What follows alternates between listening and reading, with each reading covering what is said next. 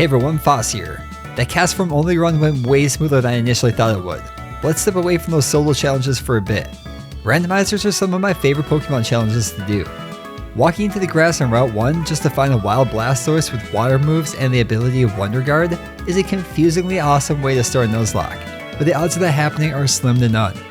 Sometimes it seems more likely they're going to find a Rattata with the Truant ability and no attacking moves, but you have to just take what you get. Pair the randomness with a set of Hardcore Nuzlocke rules and this challenge just got a lot more difficult. I can only catch the first Pokemon I encountered on each route, any Pokemon that faints will be boxed, and I cannot use items in battle. I also cannot level past the next gym leader's ace, and I must play with the set mode turned on. Wild encounters, trainer teams and names, movesets, evolutions, abilities, and items are all fully randomized. Oh, and I mentioned our opponents will also have a fully evolved team start at level 30? I mean, how bad can this really be? As we take our first steps into the Unova region, we get a peek at our first selection of starters.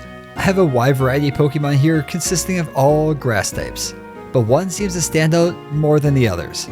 I grab Superior and immediately put it to the test against Bianca's choice of a starter, Machop. You see, I don't really remember this being one of my choices, so I'm honestly not sure where she got this, but regardless, it wasn't a threat. Chern, on the other hand, at least had a grass type Pokemon in the form of Sunflora, which also wasn't an option for me, thank God. My Superior at least has access to Tri-Attack, which is a solid move in the early game. After wiping the floor with my friends, I can finally name my new friend. Ganja and I make our way to Route 1 to watch Professor Juniper catch a Patrat, which I honestly don't think was randomized. My encounter, on the other hand, happened to be this Blastoise here. Remember how earlier I was saying that it'd be nice to catch a Blastoise in Route 1? Well, here we go. After spending nearly every Pokeball I had just trying to attempt to catch this thing, I was able to add Blasty Boy to the team. From there, we head to Accumula Town, where we get our first taste of Team Plasma and meet up with this mysterious man named N for the first time. His Mr. Mime happened to have Moonlight, which was his only saving grace. It was dealing next to nothing in damage back to Blasty Boy, but this battle went on much longer than it really should have. Eventually, I resort to Fissure, which lands to take out the mysterious man's one and only Pokemon with a single shot. On Route 2, I get a call from my mother, who tells me to turn around so she can just give me a pair of running shoes. This here is why children hate adults that get their hands on new technology. Like, was that call really necessary? Further down this route, we come across our next encounter, a Victini that my chat decides would best be named Dictini. I feel like this was a personal attack, but fair enough. Our team is looking stellar at this point, but there are numerous rival battles in this game and Bianca is up next. I'm really not sure where she spent her time looking for Pokemon, but she's only managed to capture a Metapod and a Nidoran up until this point. Needless to say, but these two don't exactly stack up against the power of two fully evolved and one mythical Pokemon. They are eventually buried by an avalanche before we are able to move on. As we arrive at Striaton City, we encounter Cheren, who's in the perfect place to be schooled. Okay, terrible puns aside, he too only has a mediocre team of Girafarig and Delibird. Where have you two been finding this garbage? Okay, I'll give a little bit of props to Delibird. I mean, have you seen that solo run I did with this thing? No? Wow, go check it out. What are you doing here? Actually, wait. Watch this first, and then go check it out. Link up in the top of the video here somewhere, just find it. That brings us to the first gym of our journey. The leader you face here is determined by the starter you choose, but with the randomizer in place, it really doesn't make a difference. Ironically enough though, Crest leads with a Pansear, which happens to be super effective against my starter. I lead off with Dictini, who's at the level cap of 14 at this point, and is easily able to one-shot it through the use of Synchronoise. The Aipom goes out next, takes a couple of shots from Cross Poison with ease before landing a Teeter Dance to confuse Dictini. To avoid dealing any damage to himself in confusion, I switch into Ganja, who is immediately confused by Teeter Dance yet again. Aipom then attempts yet another Teeter Dance for some reason before Ganja is able to land a crit hit Avalanche that deals a disappointing amount of damage. Switching back into Dictini gave us the opportunity to finally avoid dealing with confusion as it takes out Aipom to defeat Crest and earn us the Trio Badge. Our journey then brings us to the Dream Yard, where we get a little less on animal abuse from the members of Team Plasma. From there, we go on to abuse an animal of our own by knocking out our encounter for this area, Muck. This is a huge loss to the team. Muck would have been a solid addition here, but who would have guessed that Thundershock was going to crit hit and take it out with a single shot? That's just poor luck. As we continue down Route 3, we run into Cheren, who again has no threat to the team. So after dealing with him, we continue into the long grass to find our next encounter in the form of Raichu. This would have been a great addition to the team, especially since it had the move Dragon Rage, which was extremely overpowered in the early game. In this randomizer, I've doubled the catch rate here, but this is still going to be a tough catch at full health. I would likely have to sacrifice one of my team members. So despite being such a great option, I have no other choice but to flee from this battle with my tail between my legs. Inside the Wellspring Cave, I come across more members of Team Plasma whose Pokemon would literally rather die than take on my team. After dispatching of them, I need to spend more time grinding levels before taking on the next gym. The Green City gym has a level cap of 20, and with most of my team being only level 14 or 15 at this time, I have some real work to do. All 3 of these Pokemon are also in the medium slow or slow leveling group, so this might take some extra time. Luckily, just outside the Pinwheel Forest, there's this nurse trainer here. After defeating her once in battle, she will heal your team each subsequent time you talk to her. This allows me to grind up levels without having to make a long trip back to the Poké Center. It is also in this grass where I come across my next encounter for the area, Aerodactyl, which I catch and name Petrie. It has a solid moveset, and also the steadfast ability, which I will definitely not be complaining about. Sadly, the other encounters for this area are pretty pathetic. Besides the occasional Aerodactyl, I mostly ran into Psyduck, so this was a brutally long grind. After putting on a couple levels, I figure I could do more training inside the gym. But before we can get there, we need to take on N once again. He leads off with Hoppip, who's able to paralyze Blasty Boy before going down. And then my worst enemy, Vileplume, is up next. It has access to Discharge, so after Blasty Boy fails to take it out with a single shot, I choose to throw out Ganja to finish off the job instead. Whirlipede is out last, and this thing was annoying to deal with. With the majority of my team either being paralyzed or confused, I resort to the power of Perish Song with Dictini. Thanks to the high accuracy of Spore, Dictini was able to delay Whirlipede until its Perish count finally ran out, earning us the victory. But thanks to this battle, Ganja reaches level 21, which means I have no option but to box it before taking on the next gym. In the vanilla version of this game, Lenora is oftentimes a difficult battle to overcome. This time around, maybe not so much.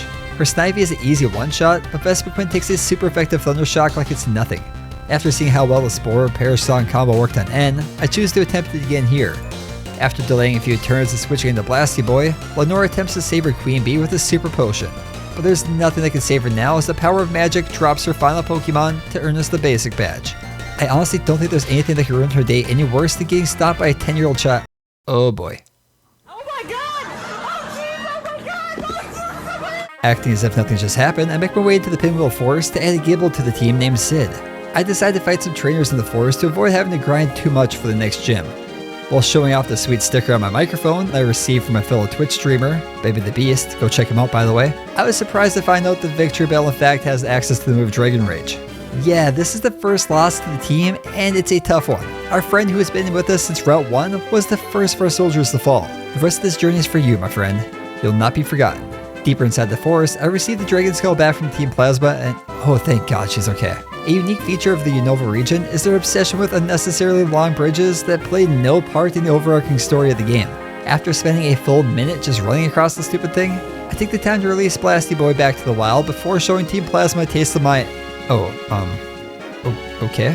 So we're just gonna hand it over without a fight? Well, that's no fun. On Route 4, I add a Machop named Tuck to the team before making my way into the Castelia City gym to take on Berg. He leads off with Primeape, who does a small amount of damage with Smelling Salt before going down to a crit hit Cross Poison from Dictini.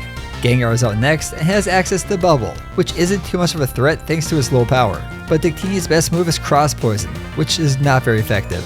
Not knowing what else to do, I use Perish Song before switching to Ganja to continue the fight.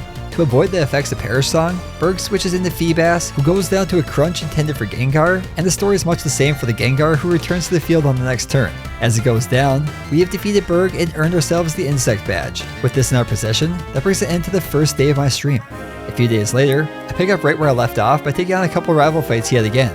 Bianca is up first and honestly did not stand a chance yet again. With the power of Dictini, Rotom and Tangrowth go down without dealing much damage in return. She then sends out Miltank, who deals some big damage with Power Gem before I realize I'm unable to put it to sleep thanks to its Insomnia ability. Not wanting to risk it, I switch into Ganja, who's able to drop the Chubby Cow with an Inferno along with the Aaron that followed. Like I said, no problem whatsoever. But let's see if Charon is any different. He leads off with Cryogonal, who is a rather big pain to deal with, but eventually goes down to a Cross Poison from Dictini. As Carnivine comes out, I switch into Petrie to take care of the remainder of this battle. A couple of Rock Tombs drops the Flying Cactus, and then we find out whether or not a single rock is enough to drop an 8-point buck. Turns out it is, so Camerupt is all that remains. It makes the bold call of cutting its health in half on turn 1 through the use of Billy Drum, before Petrie ends his life by calling upon the power of tectonic forces. Earthquakes, gotta love them. No you don't, actually, earthquakes are kinda terrible. Yeah, rip. Anyways, following this battle, I get a call on the cross transceiver, and it turns out that I beat Bianca so bad that she's gone missing. Oh wait, here she is. What the hell? Turns out she was just shopping and watching musicals. As you can see from Dictini here, those are not my definition of fun. So after doing the bare minimum just to get her to leave, I head back on Route 5 to add a Cryogonal named Rockhard to the team. Before we go any further, we need to make a trip to the amusement park. Nothing screams amusement park like taking an awkwardly quiet ride on a Ferris wheel with a complete stranger.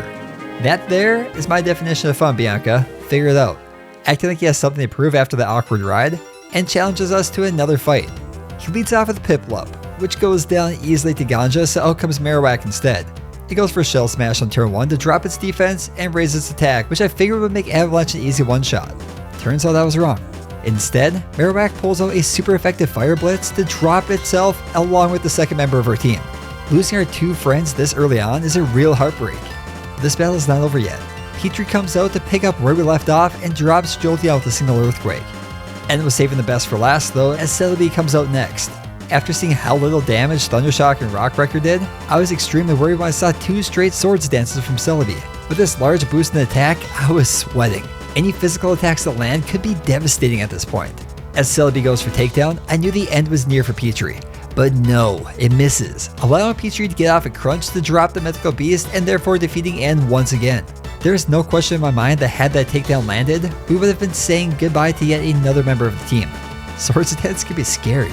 After clearing the dead weight from the team, I head back to Route 4 to do a little bit more training. Oh, and to add more dead weight to the team. Why not? Gible was going to take too long to evolve anyways, so this really isn't too much of a disappointment. After grinding up a few more levels until I was closer to the cap of 27, I make my way back to the maze of trains until I arrive at the next gym leader of our journey, Alessa. Persian is out first and deals only minimum damage before going down to Petrie's Earthquake. Electros is out next and has access to Bubble Beam, which deals some huge damage to Petrie, bringing it down to only 10 HP before falling to a couple of Earthquakes. Gengar is all that remains, and not having any other great options here, I put all my eggs into one basket by going for Earthquake, and I hoped for the one shot. And I get just that. I'm not sure if that was lucky or stupid, but either way, we've now added the Bolt badge to our collection and are halfway through the gym challenge. As if we haven't had enough of him already, Charon ambushes us as we enter Route 5. With 4 badges under our belt, he should have known better than to take us on with a bunch of first stage Pokemon. Petrie held nothing back as he wiped the floor with his entire team. Wanting to prove that he was indeed the best in the region, he convinces Alder that he could beat a couple of kindergartners, with my help nonetheless. If he thought that his Pokemon were safe, he was mistaken. Petrie shows no mercy as it takes out Charon's Weedle in addition to the children's team. Just goes to show who the real champion of the region is going to be, Charon. Don't forget it. As if the team wasn't looking good enough, I come across a Jirachi at the cold storage and add it to the team before continuing on. This should be a good place to grind up some levels considering these are the highest level Pokemon in... I hate this game. After that loss of Rockhard, I continue on into the cold storage where I come across Team Plasma doing weird things to these ice cubes. Without asking any questions and not honestly wanting to know any answers, we wipe out all the members and allow the workers to take care of the rest. Okay, come on. After all that trouble, you guys are just gonna let them walk? Whatever. Thanks to the XP from these battles, we're able to evolve Tuck into Mareep and then into Swampert. And I can't believe I'm saying it, but the team is looking better than ever. On Route 6, I added a Slowpoke named Fast Stab to the team before heading into the gym to take on Clay. I also forgot to mention the Swampert now has the ability to Drizzle, which will call down some rain whenever it comes out. I'm sure this wasn't necessary for dropping Chimchar with a single shot, but it definitely doesn't hurt. As Alomomola comes out, I also forgot to mention that I had come across the TM for Volt Switch recently, which I took the time to teach to a couple members of my team before heading into the gym. This is a great way to get off some damage while also allowing for a quick switch out, and it might come in handy in this battle as well. Despite multiple teams switching between Yoda and Tuck using Volt Switch, Clay was able to extend this battle through the use of Hyper Potions while also dealing some solid damage with Shallow Claw. The fish eventually goes down, but out comes another as I send out Petrie instead. I go for Thundershock, which does an underwhelming amount of damage as Quillfish poisons us on the next turn. This has no impact on the outcome of this battle as a super effective Earthquake takes it out on the next turn. Okay, I honestly forgot that this Pokemon's also a poison type, or else I would have just gone for Earthquake in the first place. But it really wasn't a threat either way, okay? Leave me alone. As we add the 5th badge to our collection, we have one last thing to do before calling it a day for the stream. Bianca is not messing around this time as she leads off with Minccino, who is immediately confused following a Rain Dance boosted Water Pulse from Tuck. Bianca wastes her 2 Hyper Potions as I consistently bring it down to yellow health with Water Pulse. It's able to power through some confusion to land the Stun Spore before going down. So as Darkrai comes out, it's able to outspeed us and hit us with a Jump Kick. Wait, Jump Kick? This thing doesn't even have legs. How the f does that work? Volt Switch is able to get Tuck out of there, and out comes Dictini for some mythical on mythical action. The bite does a lot more to Dictini than Snarl does in return, but a crit hit from Cross Poison does huge damage to eventually take it out. As Glalie comes out, I switch into Petrie to finish off the job through the use of a few Earthquakes, and a Rock Wrecker takes out the Swoobat that was out last.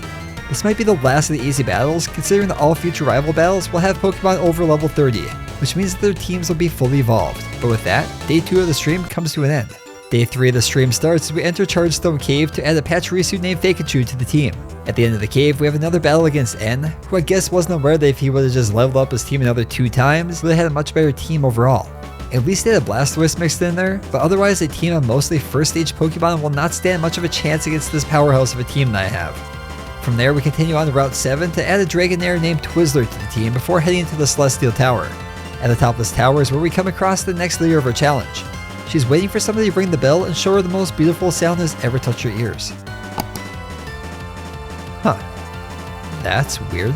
It sounds a lot like you should subscribe to the channel because only 30% of those who watched my last video were actually subscribed. Who would have guessed? Inside the Mestralton City Gym, Horror strikes as both Twizzler and Fastab go down to the first trainer of the gym. This is not a good start and may indicate how underprepared we actually are going into this. Instead of continuing on, I make my way to the Desert Resort where I can add another member to the team. It's here where I find Regigigas, and I name it Stargle, and it totally will not die 5 minutes later, I promise.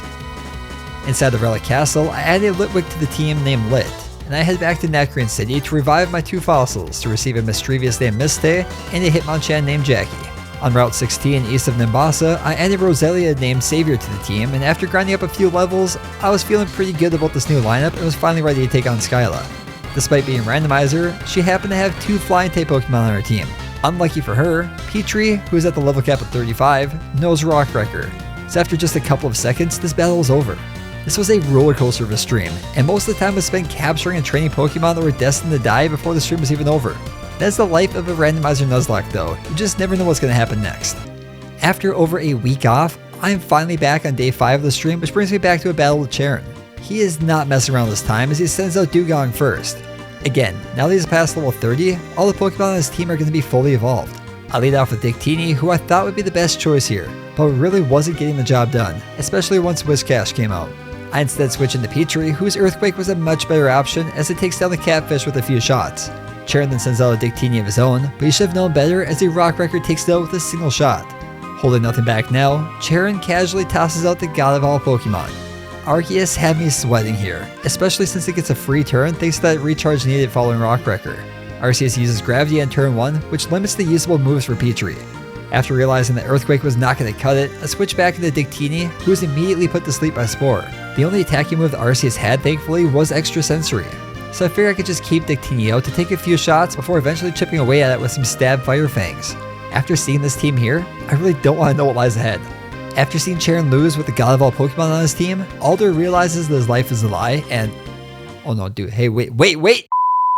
My Twist Mountain encounter is an underwhelming Weedle named Weenus, and the Dragon Spiral Tower encounter isn't much better as I catch a Murkrow named Haunch. Not wanting to grind levels in the wild, I head into the Icarus City Gym to fight the trainers here instead. The first trainer I come across leads off the Crocodile that knows Thunderbolt, which of course doesn't affect Tuck. But I cannot say the same for the Leaf Blade that comes out next. Like, can you imagine? This guy...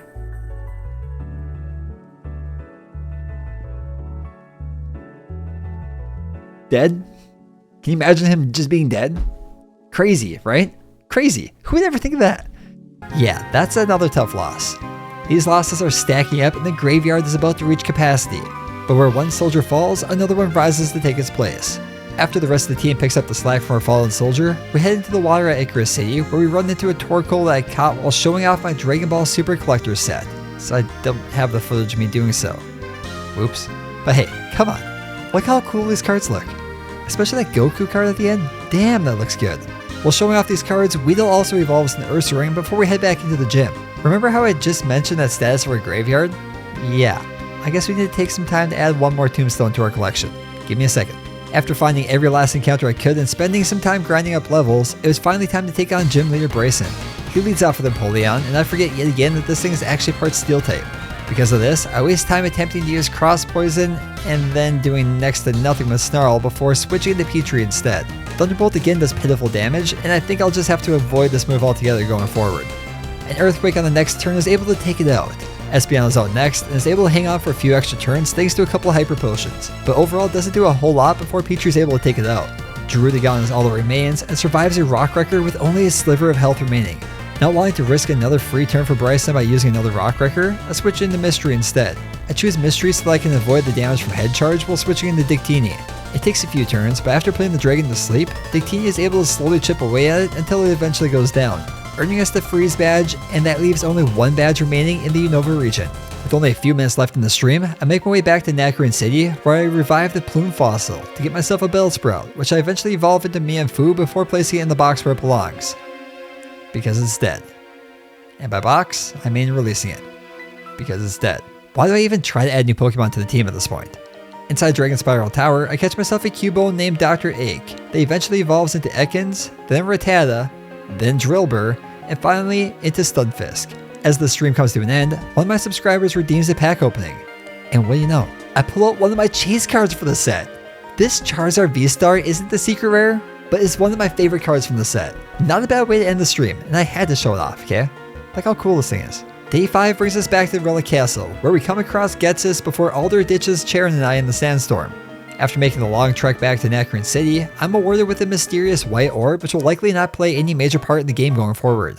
From there, it's back to adding Pokemon to the team as I catch an LGM on Route 8, which I actually forget to nickname. Lame.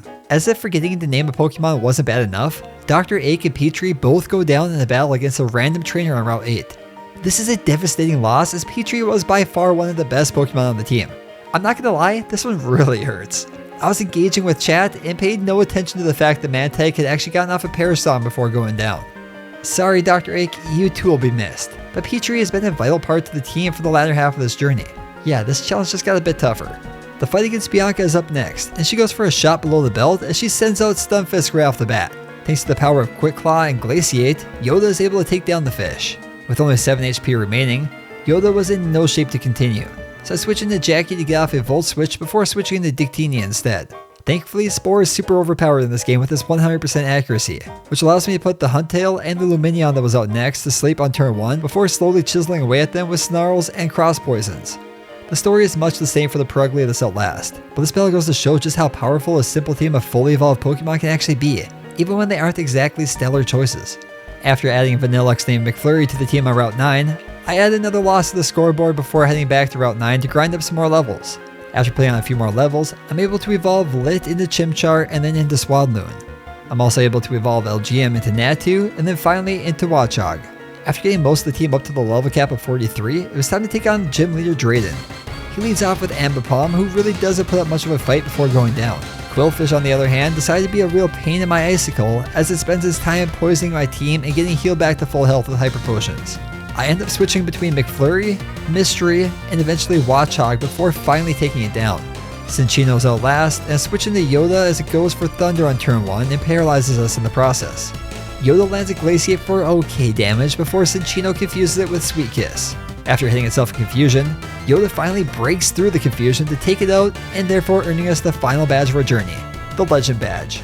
North of Opelousas City, I added Fungus to the team on Route 10, which turned out not to be randomized for some reason, and also evolved Lit into Pidgeotto before taking on Charon for the final time. He leads off with Dunsparce, who was surprisingly difficult to take down. Manectric goes out next and dealt some huge damage to Dictini before going down. So as Steelix comes out, I make the switch into Mystery instead since it has access to the move Sacred Fire. Steelix leads with Bounce though, so choose to use Mirror Coat to avoid wasting PP on another move. Sacred Fire lands on the next turn to deal only about 1/5 of its health and damage, but also burns it in the process. Steelix then goes for Fusion Bolt, which brings Mystery down to yellow health before it returns the favor with another Sacred Fire to bring the Steel Snake down to yellow health itself. Steelix then puts Mystery to sleep, so I have no other choice but to switch into Watchog, who is finally able to take down the snake with a little help from some burn damage. Charon saves the best for last though as Cresselia comes out next. After realizing that I was in trouble when Steamroller did next to nothing, I pull out my trump card and hope for the best as Watchog hangs on with only a sliver of health remaining, allowing Endeavor to bring Cresselia down to low health as well. I would have to say that this one was very well executed, but not wanting to risk losing Watchog, I switched into McFlurry to continue the battle. After realizing that McFlurry might not be able to finish this one off, I had no choice but to risk it and either finish off Cresselia or allow a free switch into a better Pokemon. As Giga Drain brings it down to only a sliver of health, I hope that our Snow Cone Frank can outspeed, but it in fact cannot. So it too goes down. Sacrificing itself for the good of the run, McFlurry's death allows Dictini to return to the field.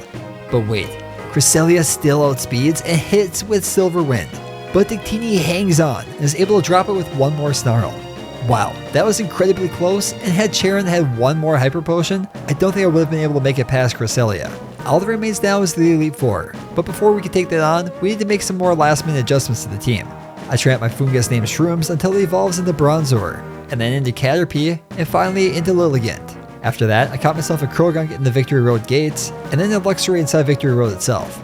After a bit more training, Pidgeotto evolves into Chatot, and as I enter the Pokemon League, I decide I don't have what it takes to continue on, so I decide to end the stream here. At this point, a full 3 weeks had gone by since my last stream. During that time, I had been on vacation and actually ended up getting COVID shortly after.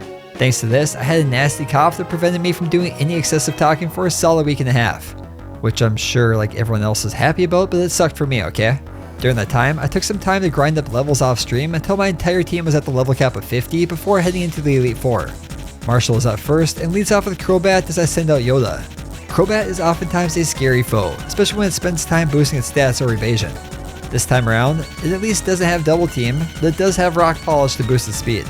After a huge hit from Mega Horn, I get off some solid damage with Volt Switch before sending out Victini to finish off the job. I go for Spore, expecting another full restore, but Marshall holds off and uses it on the next turn instead to restore health and the status condition. Head Charge does some major damage in the meantime with a crit hit, so this just got a bit more difficult.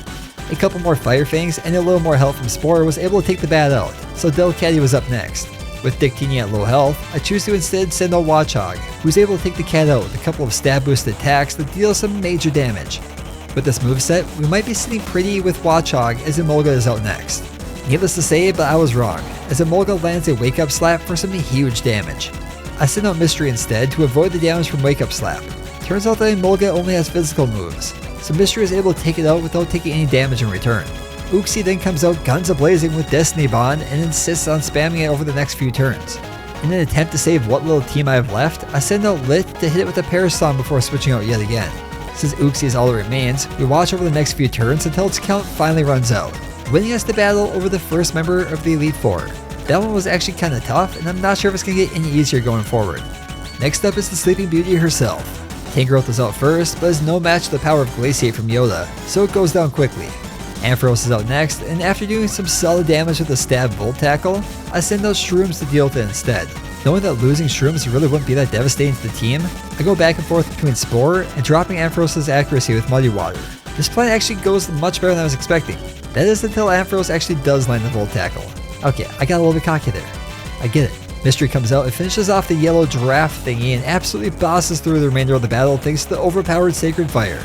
Even Caitlyn's trump card, Jirachi, stood no chance against the awesome power of fire. As it goes down, we claim our second victory of the Grand Challenge. Grimsley leads off with a Galvantula that delays a little through the healing power of a full restore, but Yoda is able to take it out with a few serves without taking any damage in return. Ninetales is out next, and it too goes down before dealing any damage, so out comes Farfetch'd instead. Glaciate doesn't quite have enough to one-shot it as it leaves it with only a sliver of health remaining. This Pokemon is at least able to deal some damage with Dig before finally going down. But then Grimsley sends out another Galvantula, and we know how well this went the first time around. Chantel is now all that remains of the members of the Elite Four, and holy shit, that saved the best for last. And no, I'm not talking about the Volbeat that was out first. That really wasn't a threat. The Latios that she sends out next though has access to the move Synthesis, and thanks to that and a few full restores, this one took forever. I don't think it even got off a single attacking move throughout this minute-and-a-half long fight, and that's at 4 times speed. Watchog is eventually able to take it out, but Kyurem is out next. Yeah, of course it would be a legendary. Luckily for me, the best move that Kyurem had was apparently Wrap, which actually managed to do a surprising amount of damage throughout this battle. Watchog is eventually able to take it out as well, so Audino is all that remains. We've already had to face this one once before, so I'm not too worried about having some hidden move that's going to do a bunch of damage. So I tough it out with Watchog to finally seal the victory. Following this battle, N pulls some real gangster by pulling a mother effing castle out of the ground like it's nothing. As if that wasn't cool enough, here comes his Red Eyes Black Drayden just crashing through the wall like it wasn't even there. But as it lands, the orb in my pocket begins to glow. With it, I'm able to reveal the most powerful dragon in all of the regions. The fantastic Blue Eyes White Badoo.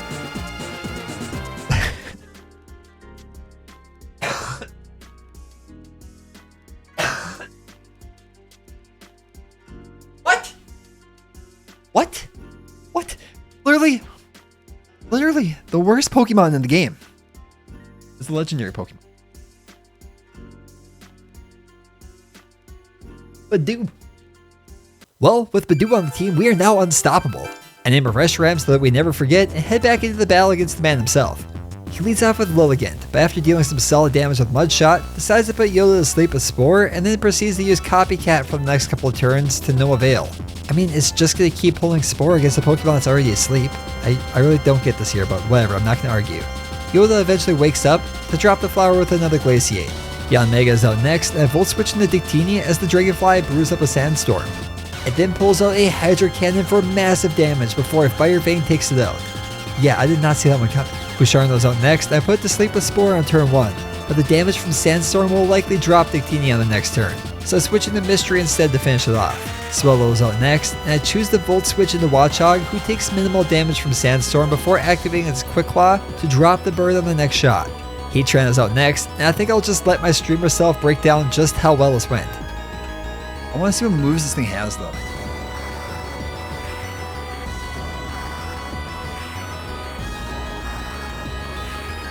I don't want to see what moves this thing has anymore. Whose idea was that? Son of a bitch.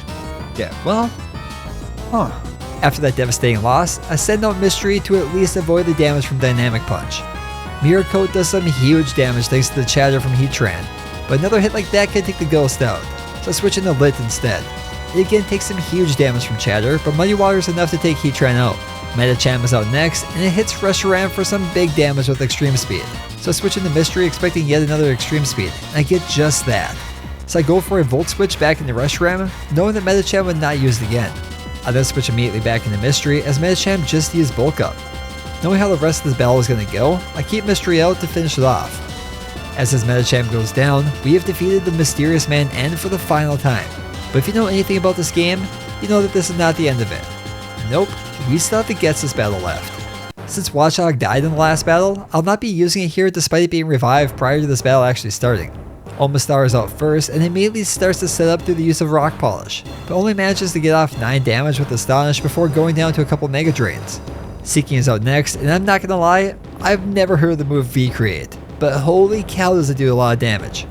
Knowing that another shot from this would likely take me out, I use Volt Switch to switch out, but it actually manages to drop the giant goldfish in the process. I send out Dictini as Ghetsis sends out Infernape.